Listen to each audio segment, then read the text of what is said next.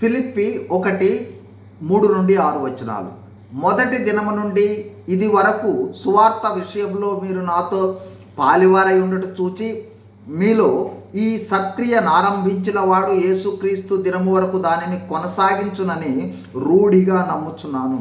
ఈ మాటలు పౌలు భక్తుడు ఫిలిప్పి సంఘానికి వ్రాస్తూ ఉన్నాడు.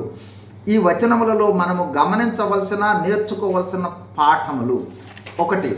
ఫిలిప్పి సంఘము సువార్త ప్రకటన విషయంలో మొదట నుండి పౌలు భక్తునితో పాలివారై ఉన్నారు. అంటే రక్షింపబడి సంఘములో చేరిన నాటి నుండి మనము కూడా సువార్తలో పాల్గొనాలి. సంఘము సువార్త చేయాలి. సువార్త చేయుట అంటే సంఘము వెలుపట యేసు ప్రభువును ప్రకటించుట. 2.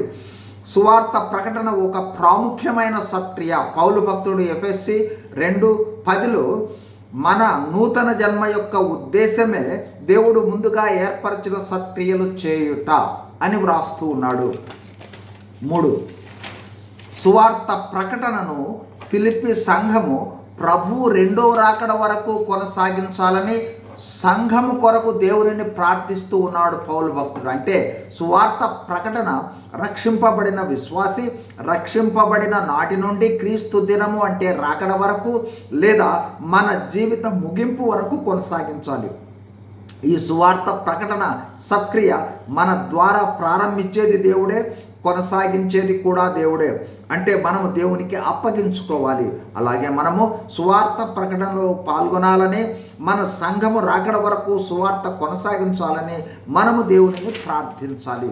కావున ప్రియ సంఘమా, మన నూతన సృష్టి ఉద్దేశము సత్క్రియలు చేయుట, అందులో ముఖ్యమైనది సువార్త ప్రకటన.